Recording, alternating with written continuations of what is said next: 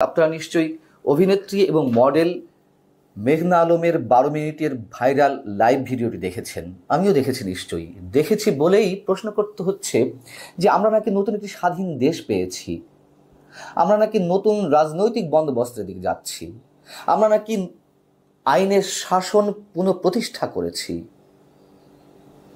কিন্তু লাইভ ভিডিওতে দেখে আমাদের যা মনে হচ্ছে বা যা দেখলাম, একজন বিদেশি রাষ্ট্রদূতের ভয়ঙ্কর দুর্দণ্ড প্রতাপের বহিঃপ্রকাশ। আমরা দেখলাম আবারও পুলিশের সেই নগ্ন চেহারা। আমরা দেখলাম একজন অসহায় নারীর যে ভয়ঙ্কর নিরাপত্তাহীনতা এবং তার উপর রাষ্ট্রের নারকীয় তাণ্ডব। 12 মিনিটের ভিডিও লাইভটি দেখে সত্যি সত্যি আমার কাছে মনে হচ্ছিল যে একটা থ্রিলার মুভি দেখছি। হলিউডের শ্বাসরুদ্ধকর 12 মিনিটের একটা ছোট্ট মুভি দেখছি, যার ভিতরে অনেক কিছু প্রকাশ পাচ্ছে। এবং সেখানে দেখলাম একজন অসহায় নারীর কি ভয়ঙ্কর যুদ্ধের চিত্র। মেঘনা আলম সম্পর্কে অনেকেই জানেন যে তিনি 2020 সালের 5 অক্টোবর মিস আর্থ বাংলাদেশ খেতাব জিতে নিয়েছিলেন। তারপর থেকে তিনি আলোচনায় এসেছেন এবং তিনি যে কাজটি করছিলেন, যে পরিবেশ রক্ষা করার জন্য আমাদের ফেলে দেওয়া নিত্য দিনের যে ফেলে দেওয়া প্লাস্টিক বর্জ্য পদার্থ, সেগুলো রিসাইকেল করে সেগুলোকে আবার নতুন করে নতুন পণ্য বানিয়ে, নারীদের মাধ্যমে নতুন পণ্য বানিয়ে নারীদেরকে স্বাবলম্বী করার তার যে চেষ্টা, সে সম্পর্কে আমরা জানি। এখন মেঘনা আলমের উপরে যে নারকীয় তাণ্ডব ঘটেছে, এর পেছনের যে কাহিনী, বিহাইন্ড দ্য স্ক্রিন যে বিষয়গুলো, সেগুলো হয়তো আমরা অনেকেই জানি না।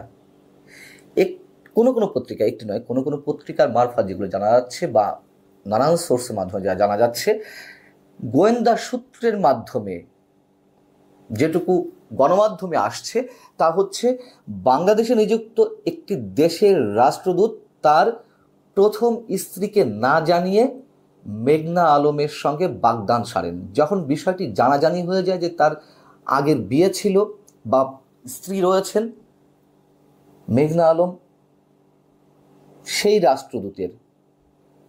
রাষ্ট্রদূতের স্ত্রীকে ফোন দিয়ে ক্ষমা প্রার্থনা করেন তার কাছে, এবং বাগদানের জন্য যে আংটিটি দেওয়া হয়েছিল তাকে, সেই আংটি, এনগেজমেন্টের আংটিটি মেঘনা আলম ফিরিয়ে দেন।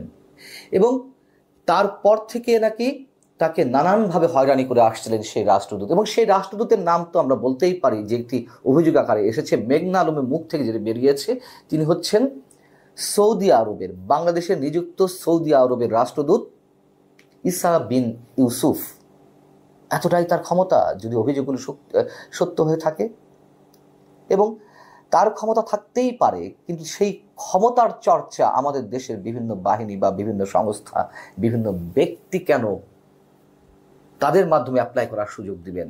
ভিডিওতে তো আমরা এও দেখলাম যে পুলিশ তার ঘরের দরজা ভেঙে ভিতরে ঢুকে তার ল্যাপটপ, তার মোবাইল, অন্য সব কিছু সিজ করছিল। যদি এটি সত্যই হয়ে থাকে, মেঘনা আলম যে অভিযোগ করছিলেন, তাহলে ওই ল্যাপটপ বা মোবাইলে কি এমন প্রমাণ ছিল সেই সৌদি রাষ্ট্রদূতের বিরুদ্ধে যে ঢুকেই আগে সেইগুলো সিজ করতে হলো? মেঘনা আলম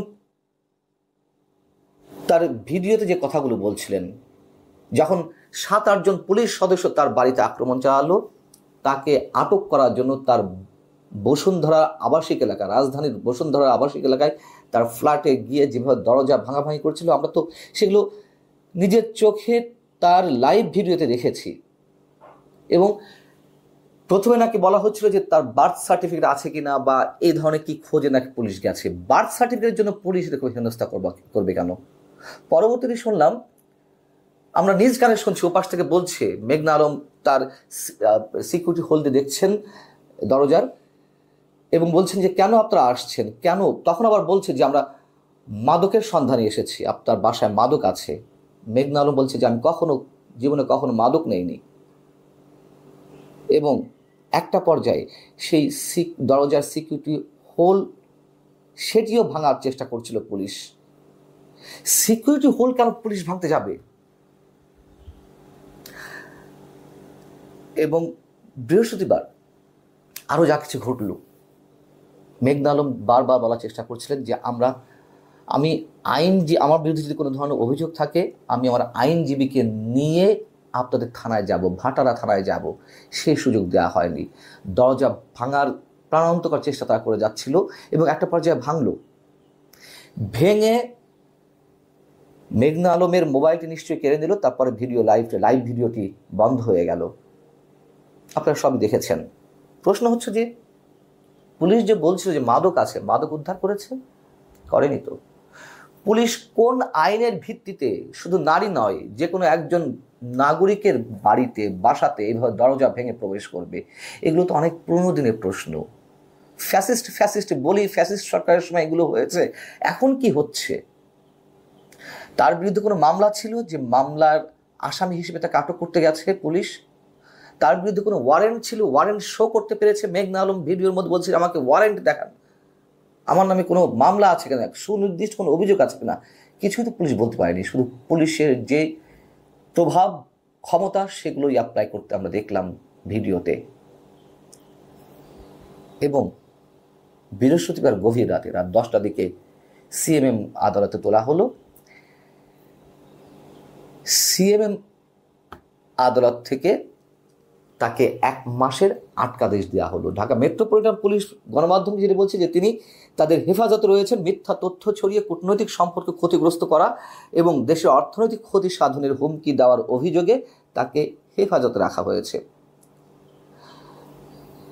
কূটনৈতিক সম্পর্কে কিভাবে ক্ষতিগ্রস্ত করছিলেন মেঘনা আলম? যদি মেঘনা আলমের কথাগুলো সত্য হয়ে থাকে, এবং সত্য তার অনেক কিছু রয়েছে, যেহেতু এর আগের পুলিশের যে বর্ণনাগুলো দিলাম তার কোনো কিছুতেই মেঘনা আলম যে কোনো প্রকারে কোনো অন্যায় বা অপরাধ করেছেন সেটি প্রমাণ হয় না। যা আমরা দেখেছি, আমরা জানি না ভিতরে কি আছে।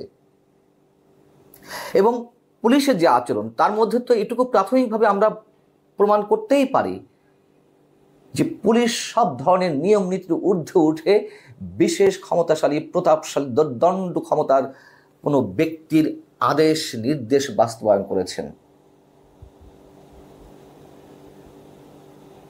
পুলিশের পক্ষ থেকে বলা হচ্ছে যে তিনি নাকি অর্থনৈতিক ক্ষতি সাধন করছিলেন। কিসে অর্থনৈতিক ক্ষতি সাধন? আমি এর চেয়ে বেশি আর কিছু বলতে চাই না। আমি স্পেসিফিক্যালি কিছু বলতে চাচ্ছি না, উদাহরণ দিয়ে বলতে চাই। ধরুন কোনো একটি রাষ্ট্রের সঙ্গে আমাদের সম্পর্ক রয়েছে, অর্থনৈতিক বা ব্যবসা বাণিজ্যিক সম্পর্ক রয়েছে। সেই রাষ্ট্রের কোনো রাষ্ট্রদূত বা কোনো কূটনৈতিক ব্যক্তি যদি বাংলাদেশে বসে কোনো নারীর সঙ্গে এই ধরনের প্রতারণা করেন,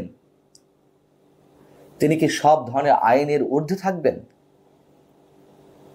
যতই আমাদের বাণিজ্যিক সম্পর্ক থাকুক না কেন,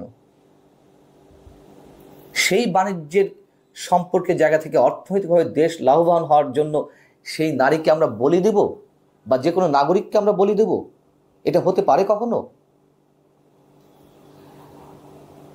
যে অভিযোগটি সৌদি রাষ্ট্রদূতের বিরুদ্ধে সরাসরি উঠেছে, মেঘনা আলম বলেছেন যদি তা সত্য হয়েই থাকে, সেই সৌদি রাষ্ট্রদূত তার ক্ষমতার বহিঃপ্রকাশ যেভাবে ঘটালেন, তিনি তো আর সরাসরি ঘটাননি, কারো না কারোর মাধ্যমে ঘটিয়েছেন এই রাষ্ট্রেরই কোনো না কোনো কর্তৃপক্ষ বা বিশেষ কোনো ব্যক্তির দ্বারা। যদি বাণিজ্যিক সম্পর্ক, অর্থনৈতিক সম্পর্কের কথা বাদ দিই, তাহলে সেই ব্যক্তি বা সেই কর্তৃপক্ষ বা সেই সংস্থার কি স্বার্থ? বিষয়টি একেবারে ছোট নয়। ওই যে বলছিলাম যে একটা থ্রিলার মুভি দেখেছি পুরোপুরি 12 মিনিটের যে ভিডিওটি,